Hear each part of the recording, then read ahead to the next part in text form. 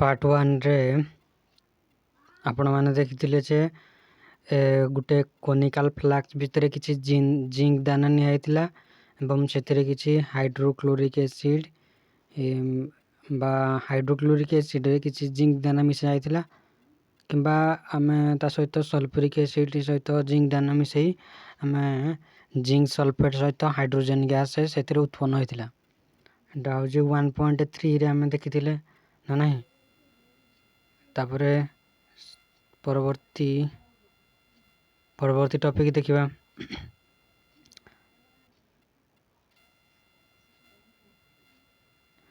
Acid को सावधान व्यवहार कर एसिड को सावधान व्यवहार होई कर जिंक दाना चारि पाखरे कोन घटुची रखी देख कोनिकल फ्लास्क किंबा परीक्षा नळीटी को स्पर्श कर यार तापमात्रा किछि परिवर्तन घटिछि कि ताले एडे देखिबो तापमात्रा रे किछि परिवर्तन हैला ताहा रासायनिक प्रतिक्रिया घटिछि कि नाही जणाई देबो। तापरे अवस्था रे परिवर्तन ताले पूर्वरो जो आमे 1.1 1.2 1.3 ए परीक्षा गुडी कले से परीक्षा गुडी कर आमे देखिया पाइले सेति गुडी कर अवस्था रे परिवर्तन होउची रंग रे परिवर्तन होउची गैस निर्गम होला 1.3 रे H2 गैस उत्पन्न होला ना नाही तापमात्रा परिवर्तन होउची ताले जेते सब रासायनिक प्रतिक्रिया आम चतुर्पार्श्व रे घटुची सबुतरे कोन होउची ना किछि ए चारोटी कारक हमर देखा हो अवस्था रे परिवर्तन रंग रे परिवर्तन गैस रो निर्गमन तापमात्रा परिवर्तन घटुची ताले जे विभिन्न प्रकार रासायनिक प्रतिक्रिया आम चतुर्पार्श्व रे घटुथिबा विभिन्न परिवर्तन को लक्ष्य कले आमे जानि परिबा। ताले एही अध्याय आमे प्रतीकात्मक उपस्थापना संबंध रे आलोचना करिबा। रासायनिक समीकरण तुम पई काम 1.1 को एपरि भाव रे वर्णना कर जाय परिबो जे मैग्नीशियम पात को ऑक्सीजन उपस्थित रे जाळिले मैग्नीशियम ऑक्साइड रे परिणत होतला मैग्नीशियम ऑक्साइड रे परिणत होतला ना एडा को हमें एपरि भाव रे लिख परिबा मैग्नीशियम पात को ऑक्सीजन उपस्थित रे जाळिले ता मैग्नीशियम ऑक्साइड रे परिणत हुए। तापरे रासायनिक प्रतिक्रिया रो एपरि वर्णना अति लंबा होची आमे कहिला बेलको जेतेबेले मैग्नीशियम पात को ऑक्सीजन उपस्थित रे जाळिले ता मैग्नीशियम ऑक्साइड रे परिणत हुए आमे एते माने वर्णना कला बेलको एटा बहुत लंबा हो जाउची ना नाही या को क्षुद्र किंबा संक्षिप्त रूप रे लिखा जाय परिबो।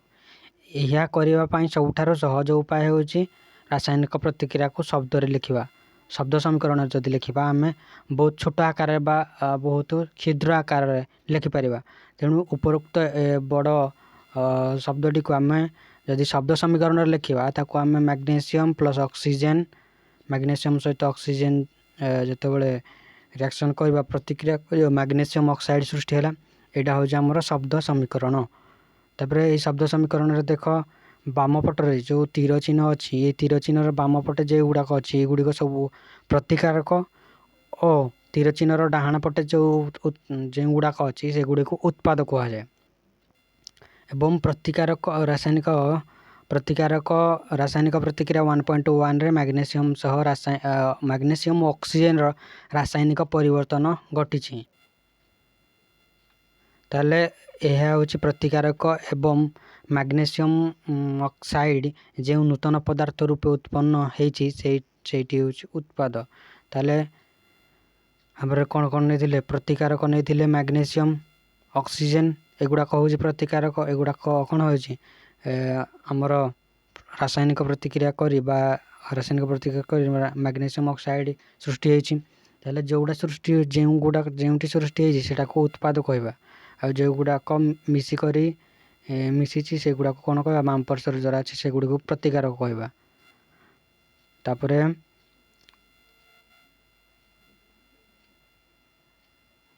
शब्द समीकरण रो प्रतिकारक गुडी को बाम पार्श्व रे लिखा जाय एवं उत्पाद गुडी को दक्षिण पार्श्व रे लिखा जाय बुझेला जेतेबेले हम जो बाम पार्श्व रे तीर चिन्ह जो बाम पट अछि ए बाम पट ए गुडा को सब प्रतिकारक को जे मैग्नीशियम आ ऑक्सीजन को कोन कहबा प्रतिकारक कहबा आ जो बडा समीकरण जो तीर चिन्ह रो डाहाण पटे जे गुडा को अछि से गुडा को कोन कहबा ना उत्पाद कहबा।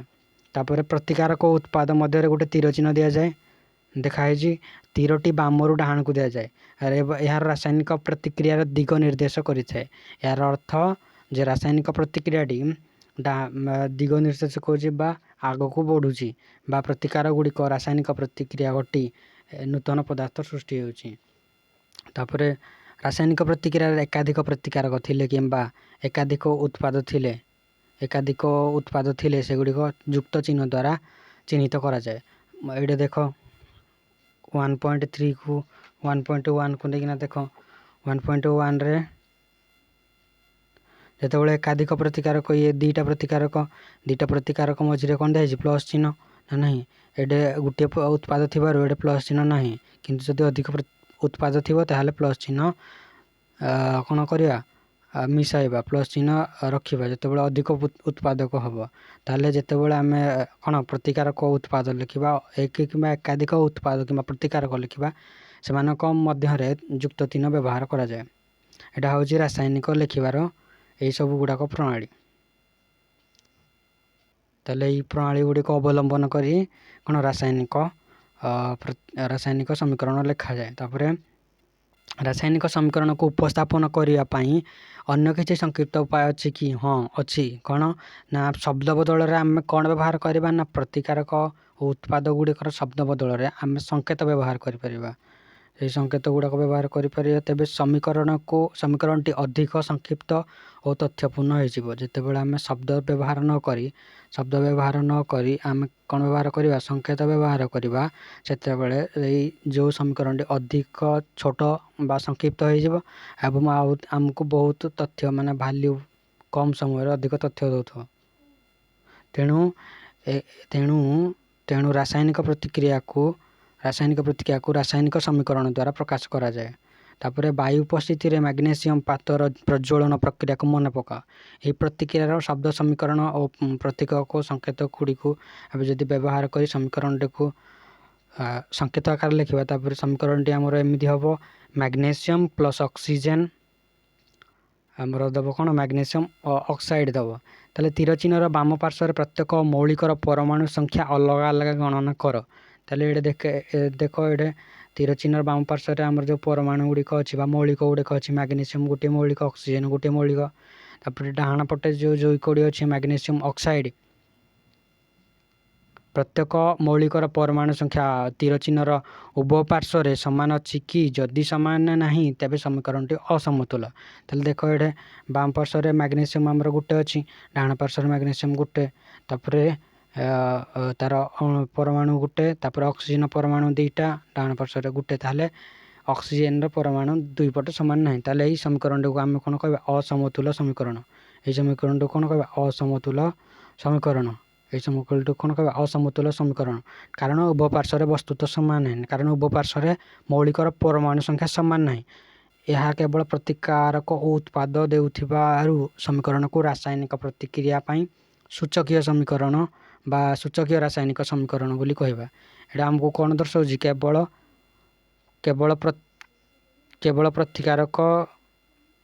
ପ୍ରତିକାରକ ଆଉ ଉତ୍ପାଦରେ ସୂଚାଉଛି ଉତ୍ପାଦର ସୂଚନା ଦେଉଥିବାରୁ ଏହି ସମୀକରଣକୁ କ'ଣ କହିବା ନା ସୂଚକୀୟ ସମୀକରଣ କହିବା।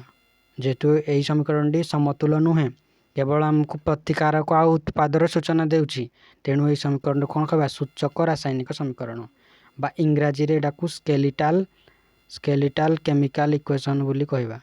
ବୁଝିହେଲା। ତାପରେ ବାୟୁରେ ମାଗ୍ନେସିୟମର ପ୍ରଜ୍ୱଳନ ପାଇଁ ସମୀକରଣ ସମତୁଲ ରାସାୟନିକ ସମୀକରଣ। ଏହାକୁ ସୂଚକୀୟ ରାସାୟନିକ ସମୀକରଣ ଅଟେ। ତାପରେ ସମତୁଲ ରାସାୟନିକ ସମୀକରଣ ଦେଖିବା। ନବମ ଶ୍ରେଣୀରେ ତୁମେ ପଢ଼ିଥିବା ବସ୍ତୁତ୍ୱ ସଂରକ୍ଷଣ ନିୟମ ମନେ ପକାଅ। ଏହି ବସ୍ତୁ ସଂରକ୍ଷଣ ନିୟମଟି କ'ଣ ଥିଲା ଯେ କୌଣସି ରାସାୟନିକ ପ୍ରତିକ୍ରିୟାରେ ବସ୍ତୁର ସୃଷ୍ଟି ହୁଏନି କିମ୍ବା ବିନାଶ ହୁଏନି। ଏଇଟା କ'ଣ ହୁଏ ନା ବସ୍ତୁ ଠିକ୍ ଗୋଟେ ଅବସ୍ଥାରୁ ଅନ୍ୟ ଅବସ୍ଥାକୁ ପରିବର୍ତ୍ତନ ଘଟେ ବା ଚେଞ୍ଜ ହୁଏ।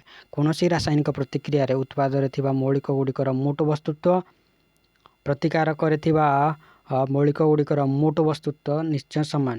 ତାହେଲେ ସେ କ'ଣ କହିଲା ନା କୌଣସି ଯଦି ରାସାୟନିକ ସମୀକରଣରେ ମୌଳିକ ଗୁଡ଼ିକର ପ୍ରତିକାରକର ଯଦି ମୋଟ ବସ୍ତୁତ୍ୱ ଆଉ ଉତ୍ପାଦ ଗୁଡ଼ିକର ମୋଟ ବସ୍ତୁତ୍ୱ ସମାନ କ'ଣ ନା ପ୍ରତିକାରକର ଯେଉଁ ଯେତେ ଅଛି ବାମ ପଟେ ସେମାନଙ୍କର ମୋଟ ବସ୍ତୁତ୍ୱ ଆଉ ଉତ୍ପାଦର ସେମାନଙ୍କର ମୋଟ ବସ୍ତୁତ୍ୱ କ'ଣ ସମାନ। ଏଇଟା ହେଉଛି ଆମର ନବମ କ୍ଲାସରେ ପଢ଼ା ହେଇଛି ବସ୍ତୁତ୍ୱ ସଂରକ୍ଷଣ ନିୟମ ଅନୁସାରେ ଆମେ କହିପାରିବା। ବୁଝିଗଲା? ତାହେଲେ ନିଶ୍ଚୟ ସମାନ ରହିବ। ତାହେଲେ ଅନ୍ୟ ପ୍ରକାର କହିଲେ ପ୍ରତ୍ୟେକ ମୌଳିକର ପରମାଣୁ ଗୁଡ଼ିକର ସଂଖ୍ୟା ରାସାୟନିକ ପ୍ରତିକ୍ରିୟା ପୂର୍ବରୁ ଓ ରାସାୟନିକ ପ୍ରତିକ୍ରିୟା ପରେ ବି ସମାନ ରହିବ। ତାହେଲେ ଆମେ ଯେତେବେଳେ କହିଲେ ଯେ ବସ୍ତୁତ୍ୱ ସଂରକ୍ଷଣ ନିୟମ ଅନୁସାରେ କ'ଣ କହିଲେ? ବସ୍ତୁତ୍ୱ ସଂରକ୍ଷଣ ନିୟମ ଅନୁସାରେ କହିଲେ ଯେ ପ୍ରତିକାରକ ଗୁଡ଼ିକର ମୋଟ ବସ୍ତୁତ୍ୱ ଆଉ ଉତ୍ପାଦ ଗୁଡ଼ିକର ମୋଟ ବସ୍ତୁତ୍ୱ ସମାନ। ଆମେ ବି କହିପାରିବା ପ୍ରତିକାରକରେ ଥିବା ପରମାଣୁ ଗୁଡ଼ିକର ସଂଖ୍ୟା ଉଭୟ ପଟେ କ'ଣ ରହିବା ଦରକାର? ସମାନ ରହିବା ଦରକାର ନା ନାହିଁ? ଉଭୟ ପଟେ କ'ଣ ରହିବା ଦରକାର? ନା ମୌଳିକ ଗୁଡ଼ିକର ପରମାଣୁ ସଂଖ୍ୟା ବାମ ପଟେ ବା ପ୍ରତିକାରକ ପଟେ ବା ବାମ ପାର୍ଶ୍ୱରେ ଯେତିକି ଥିବ ଦକ୍ଷିଣ ପାର୍ଶ୍ୱରେ ମଧ୍ୟ ସମାନ ହେବ। ତାହେଲେ ଆମେ ଏଇଭଳି ଭାବରେ କହିପାରିବା। ତେଣୁ ସେ ଲେଖିଛି ନା ରାସାୟନିକ ପ୍ରତିକ୍ରିୟାରେ ସମାନ ରହିବ। ତେଣୁ ଆମକୁ ସୂଚକୀୟ ରାସାୟନିକ ସମୀକରଣକୁ ସଦାବେଳେ ସମତୁଲ କରିବାକୁ ପଡ଼ିବ। କାହିଁକି? କାରଣ ସଦାବେଳେ ଆମର କ'ଣ ଦରକାର ହେଉଛି? ପ୍ରତ୍ୟେକ ମୌଳିକର ପରମାଣୁ ଗୁଡ଼ିକର ସଂଖ୍ୟା ରାସାୟନିକ ପ୍ରତିକ୍ରିୟା ପୂର୍ବରୁ ଓ ରାସାୟନିକ ପ୍ରତିକ୍ରିୟା ପରେ ସମାନ ରହିବା ଦରକାର। ସେଥିପାଇଁ ଆମ ଯେତେ ସବୁ ସମୀକରଣ ଲେଖିବା ସେଇ ସମୀକରଣ ଗୁଡ଼ିକୁ ସୂଚକୀୟ ସମୀକରଣ ଗୁଡ଼ିକୁ ସମତୁଲ ହିଁ କରିବାକୁ ପଡ଼ିବ। କ'ଣ କରିବାକୁ ପଡ଼ିବ? ସମତୁଲ କରିବାକୁ ପଡ଼ିବ। ସମତୁଲର ସମତୁଲ କରିବା ପାଇଁ ପ୍ରଣାଳୀ ସୋପାନ କ୍ରମରେ ଆଲୋଚନା କରିବା। ଦେଖିବା ତୁମ ପାଇଁ କାମ 1.3 ରାସାୟନିକ ପ୍ରତିକ୍ରିୟାକୁ ଶବ୍ଦ ସମୀକରଣରେ କିପରି କରିବା ତାପରେ ଦେଖିବା। ତେଣୁ ପରବର୍ତ୍ତୀ ଅଧ୍ୟାୟରେ ଆମେ ଦେଖିବା ଜିଙ୍କ ସଲଫ୍ୟୁରିକ ଏସିଡ୍ ସହିତ ଜିଙ୍କ ଏଇ ଏକ୍ଜାମ୍ପଲଟି ନେଇ ଆମେ କ'ଣ କରିବା? ନା ସମୀକରଣଟିକୁ ସୋପାନ ଅନୁଯାୟୀ ସମତୁଲ କରିବା।